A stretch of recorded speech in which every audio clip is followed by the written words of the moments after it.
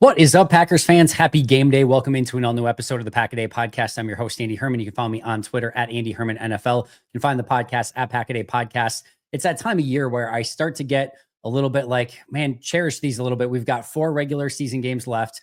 We should be just about guaranteed at least one more postseason game, right? And hopefully a lot more than that. But as of right now, there's precious little of these that are guaranteed the remainder of the season. So enjoy every second of it. Packers Seahawks Sunday Night Football should be a great game in Seattle. Really, really looking forward to this one. Before we get into the nitty gritty and break everything down, I want to remind you that this upcoming Saturday, Admirals, the Milwaukee Admirals Green and Glory Night, 12/21/24. We are going to be doing a Green and Glory Night celebrating the Green Bay Packers right there at the arena. It is going to be special guests, George Kuntz, Ed West, and Robert Brooks, which is going to be a ton of fun in and of itself. I'll be doing a live Packers Q&A prior to the game. Tickets are as little as under $20, so you can get in and obviously bring the whole family. It's going to be a blast. I'm going to be doing human hockey puck. It is going to be a ton of fun. So should be an awesome night. Get your tickets. I will link to them in the description below. But I'll say one more time, under $20 gets you in the game, gets you to the Q&A, the meet and greet with the Packers, and of course, gets you access to the awesome hockey game in and of itself. So should be a ton of fun. Again, that's this coming Saturday night. Make sure to check that out. Our injury report presented by Habish Rotier. Seahawks out for this game. Stone Forsythe, Trey Brown, Jarek Reed, Brady Russell, and Kayvon Wallace. Doubtful are Kenneth Walker and Artie Burns. Now, they did make some transactions on Saturday. Jarek Reed, who was out for this game, was moved to injured reserve. They elevated George Halani, who is a running back, and Jaron Hall, who is a quarterback. And then they did activate Artie Burns from IR. Now, this could have just been a procedural move that they needed to do up until this point. Or maybe he will give it a go. He was listed as doubtful, so that is an interesting one. I don't think it changes the calculus of this game really one way or the other. The big one here is Kenneth Walker, who is unlikely to play. He was doubtful. With them bringing up George Halani, it would all but indicate that Walker is not going to play in this game, which again was sort of expected throughout the week, but still with the running back call-up that probably seals Walker's fate. That's probably the only real one from a Seahawks standpoint that you kind of need to keep an eye on going into the game. And like I said, it's extremely unlikely that he's going to play. So there's not really any sort of inactive or questionable player that you have to keep an eye on here from Seattle's standpoint. From a Packers standpoint, we, of course, learned on Friday, Jair Alexander is going to be out for this game. Javon Bullard is out, as is Luke Musgrave. Corey Ballantyne, the only questionable player. The good news is Edgerrin Cooper, Evan Williams, and Romeo Doubs all will be making their return. Now, just like the Packers have an elite injury recovery team helping players safely find their way back to the field, if you are injured after an accident, you will need a team of qualified and experienced personal injury attorneys to champion your cause. The attorneys at Habish are always here for you, and with a national reputation and compassionate hometown service, they'll work hard to get you the compensation that you deserve. When you call Habish, you will talk to a lawyer directly. Super, super simple. Their number is 800-242-2874 or 800-2HABISH. Of course, you can also visit their website at habish.com. Habish and Rotier, national reputation, hometown service. Make sure to check them out when you have the opportunity. I wanted to talk about Jair Alexander, though, really quick before we get in any further. A lot of people saying, hey, is this going to be a situation like where he's just like I would not read too much into this at this point. This was the right move for Green Bay. Matt LaFleur said it perfectly. He did not want another Bears situation. I think twofold. Number one, he didn't want a situation where they put in Jair Alexander, put him on some sort of snap count. He plays 5 or 10 plays, and then you lose a player for the game and it reactivates and he just can't go. That's a bad scenario in and of itself. The worst scenario is that he re-injures something and now you start getting to playoff time and he can't go at all. Like that would be even worse.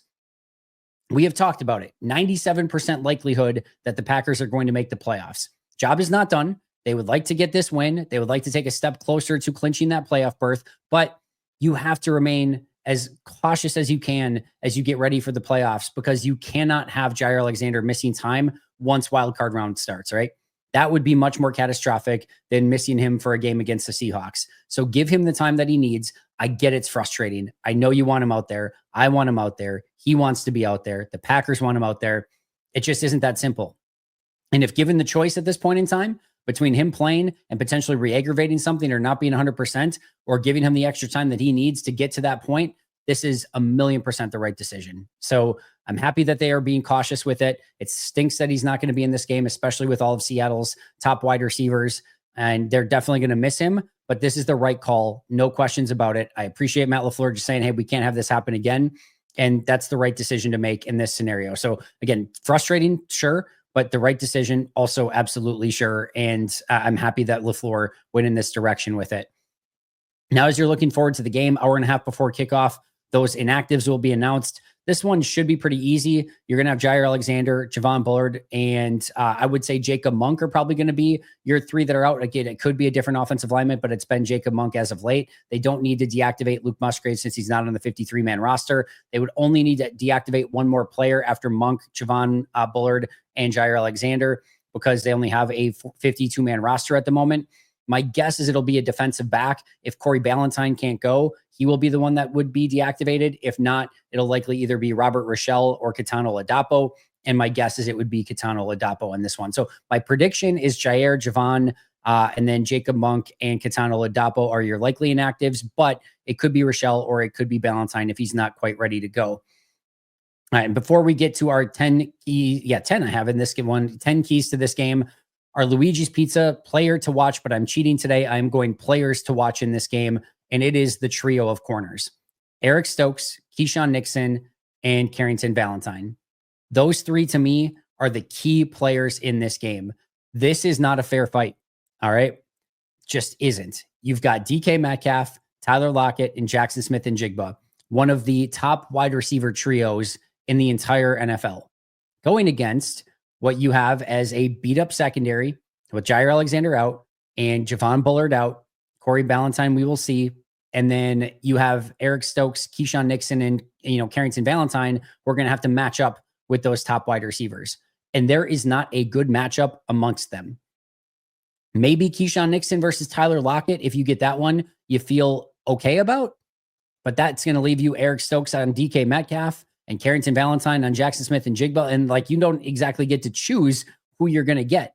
My guess is Stokes will line up on one side, Valentine on the other with Nixon in the slot. And Seattle's going to probably dictate a little bit more who matches up with who. Probably a lot of Jackson Smith-Njigba versus Keyshawn Nixon in the slot. Don't feel great about that. Eric Stokes probably versus DK Metcalf on the outside. Don't feel great about that. And then you've got Carrington Valentine versus, probably Tyler Lockett. It's not the worst case scenario, but Lockett will give him trouble too. It's a mismatch. It is an absolute mismatch. It is all advantage Seattle. How does Green Bay counter? How good can these corners play in this game? How much can they limit the damage? I don't think can Green Bay win this matchup? It's what sort of damage are those wide receivers going to do? Now, it'd be great if you got some pressure up front against a bad interior, especially of the Seahawks offensive line. But if they don't get pressure, those guys are going to be on an island. They're going to have to cover. They're going to have to cover as best as they possibly can. And how well they can cover those three dynamic wide receivers is going to go a long way in deciding this game. So my Luigi's Pizza players to watch in this one, Eric Stokes, Keyshawn Nixon, and Carrington Valentine. Reminder, if the Packers win, or hopefully when the Packers win, it will be a Luigi's Victory Monday. All you have to do is tweet out hashtag Luigi's Victory Monday on Twitter. And then make sure that you're following at Luigi's Pizza on Twitter as well. And you're entered to win a case of free frozen pizzas from Luigi's. I just had a fresh dough pepperoni today. Oh my goodness. It was unbelievable. The sauce is ridiculous. That's the moneymaker right there. And then it's all the fresh cheese and the pepperonis are great. It's high quality ingredients. If you want a legitimately good pizza, not just your, buy 12, get, 12 free or whatever, some crazy deal it is legitimately good pizza. It is worth it. And you're going to enjoy all the fresh ingredients on it. Fresh dough, way to go. But the ultra thin crust too. It's all really, really good. Go check it out. Make sure to do so. All right, let's get into these keys to the game. I've got 10 of them, as I've mentioned. None of them I think are unbelievable, crazy game breakers, but I think these are all going to, majorly factor into this game in some capacity. Number one, managing the crowd noise and specifically setting up your silent count for success. I thought Kirk Benkert did a great job last week of pointing out some of the issues with the silent count against Detroit. It's always going to be advantage opposing team when you're in those situations, but you can't let that clock tick down to the final seconds so that you're having to tell that as soon as Josh Myers makes any movement, it's going to be a snap, right? You have to be able to still go with a dummy, even silent count and be able to kind of let Josh Myers kind of survey the field a little bit more. You got to get the play calling on time. You got to make sure that everyone's lined up correctly, get your checks in, and still have time so you can go through those cadences, even if it's a dummy count, whatever it might be, just to keep Seattle off kilter. Because we saw Josh Myers be put in some disadvantageous positions, and he struggled mightily with it. And now you're going up against Leonard Williams, Byron Murphy Jr., those guys, like, they're really, really good. And you're going to have to make sure that you are setting Josh Myers and the interior of that offensive line up for success, because that's going to be a tough matchup, even just straight up. So that to me, how they manage the crowd noise, how they manage the silent count, how they set all of that up, or hopefully Green Bay's got a lead, right? And the crowd's not quite as loud and they're bummed and depressed because Green Bay's up 21-0. That would be great too. But no matter what the situation or scenario is, they have to make sure that they're mitigating that crowd noise and any sort of inherent advantage that the Seahawks would get out of that. That's number one on my list. Number two, I just have listed here as Josh freaking Jacobs. I want you to almost handle this game with your offensive line as if Malik Willis was your quarterback, right? When they went into that Colts game and even late in that Jaguars game, the Titans game, right? They knew they were going to have to run the football. And you know what the other team knew? That they were going to have to run the football. And they did it anyway because the blocking was good up front, the play calls were good, and Josh Jacobs is Josh freaking Jacobs. And that was enough to get them wins in those tough games. I think they can run on Seattle. I really, really do. Josh Jacobs' one game in Seattle was really, really good in his career. I want to see this be a vintage Josh Jacobs game. Now, I'm not saying go away from Jordan Love. I'm not saying you can't have success through the air. I'm not even saying that, hey, if they have an 8-man box that you shouldn't throw the football, right?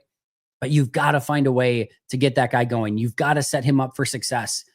He is using all of his superpowers, but he's using them right now to go from what could be a 3-yard loss into a 1 or 2 yard gain. Highly important, right? You don't want it to be a 3-yard loss. And I love what he's doing, but you would love for him to have some room to run so that he can use those superpowers to turn those 3, 4, 5 yard gains into 20, 25, 30 yard gains. That would be ideal. So get Josh Jacobs going in this one, set up your offense for success, set up play action off of it. Seattle's defense against non-play action, arguably the best pass defense in the league. Seattle's defense against play action, arguably the worst pass defense in the league. There's a huge dynamic change between whether you go play action or don't go play action. But that means you got to get under center. It means you have to be able to run the ball. I understand that the analytics out there are that play action works even if you haven't had success running the ball. I don't care. It still works a lot better, in my opinion, if you can run the ball and keep teams off balance. So that's what I'm looking for in this game. Get under center, run Josh Jacobs, get him successful, and then set up your entire pass offense off of play action, which Seattle really, really struggles with. Let's go to the defensive side of the ball. And we have to start, of course, with middle of the field defense. We talked about the mismatches. I think Jackson Smith and Jigba in the middle of the field, working in the slot, working over that middle, that huge soft spot that's existed there. That's nightmare matchup 1, right? And they have done a really nice job on the outside of limiting big plays. They've done a really nice job of stopping the run, but the middle of the field is just a free-for-all. Just like, hey, help yourself. Would you like 15 yards over the middle? Here's 15 yards over the middle. Oh, you would like 12 yards over the middle? Here's 12 yards over the middle. Just help yourselves, make yourselves at home, and we'll just kind of, just chill and see how things are going. Like, you have to have more resistance than that. And I get it's really hard to stop everything. I'm not saying be perfect. I'm not saying, they have to allow under 100 yards and 0 points. I'm not saying that. But you have to have more resistance in the middle of the field, especially when you expect that Jackson Smith and Jigba is probably going to be working that middle early, often, and they're going to target him quite a bit in this game. So middle of the field defense for Green Bay going to be a huge, huge difference maker in the outcome of this one. Number 4, stop me and pause me if you've heard this before, the Packers pass rush. And this is one where it has to get going. We talked about it with the Luigi's Pizza players of the game. You are at a mismatch in the secondary. You cannot expect those guys to have to cover for long periods of time. And I don't know if that ends up where you have to blitz more. I don't know if that ends up where you can just get home with 4. Seattle's offensive line is not very good. They're just not. You have opportunities for success there. Devontae Wyatt, Rashawn Gary, Kenny Clark, Enigbare, LVN, Carl Brooks, Colby Wooden. I don't care who is out there. They have to find a way to pressure Geno Smith. Like, wholeheartedly, true story. Like, right now, if we can be real for a second, Green Bay's pass rush sucks in this game. They're going to lose. Seattle is going to be able to throw the ball in this defense. They're going to put up points. And I think Green Bay loses this game if Green Bay cannot get to the quarterback. If they can get there with 4, it's probably just game over right then and there. Like, this is the number one, put the pin in it, linchpin to this game, swings it one way or the other. Pass rush is active, a huge advantage Green Bay. Pass rush is completely neutralized, huge advantage Seattle. Like, watch the defensive trenches early in this one for Green Bay's defense. See if they're winning up front. And if they're not, Green Bay could be in for a very long day defensively. Number 5, we talked about this one a little bit with when it comes to the crowd noise, but Byron Murphy and Leonard Williams versus Josh Myers is a huge mismatch.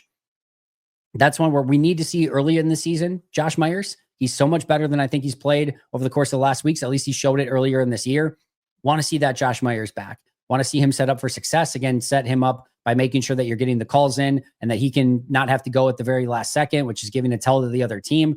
And just, if you might need to help a little bit there too.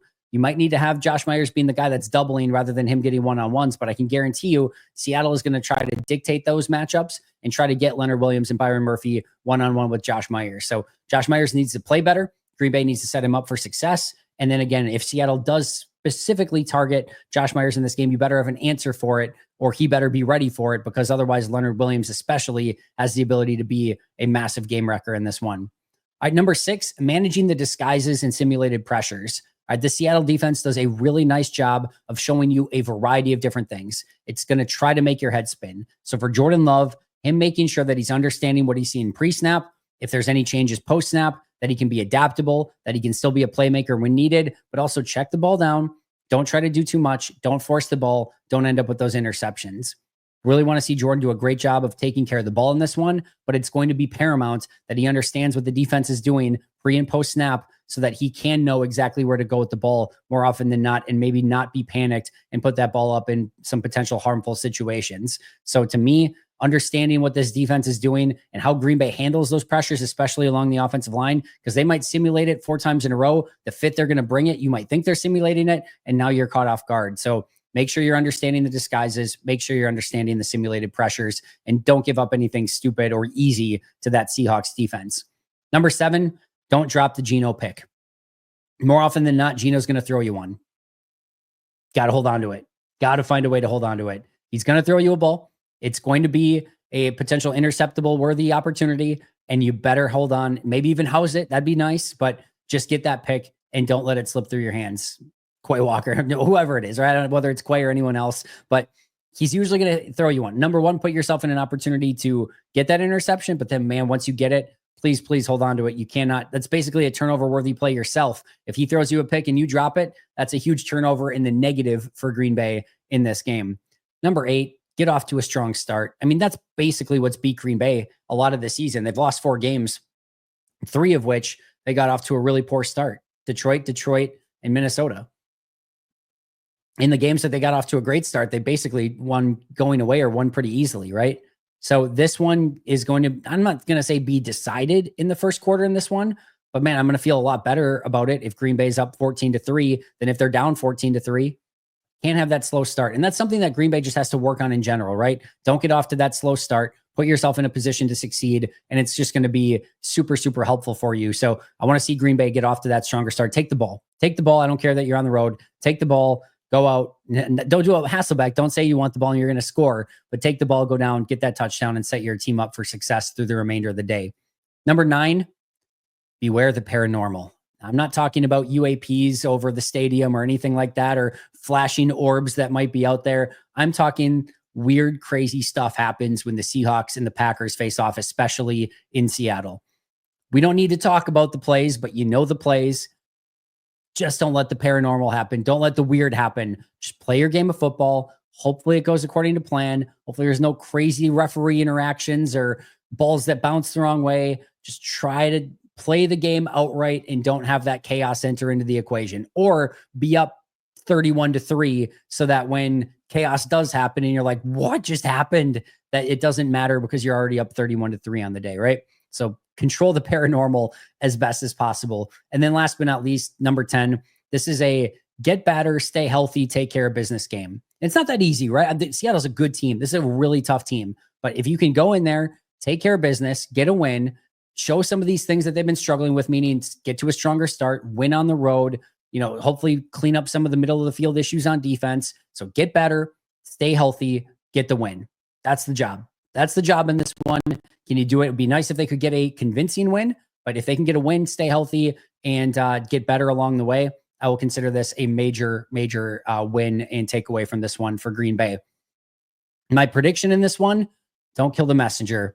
I'm going Seahawks 27, Packers 26. I will say this every time. I don't really care about predictions all that much. Also, it would be lame if I just picked the Packers every single time. So I am hoping the Packers win. The Packers have every right to win this game. All right. It is, to me, probably 55-45 for Green Bay, maybe even 60-40 for Green Bay in this one. Maybe it's even better than that. Green Bay is the better team. I'm not debating that.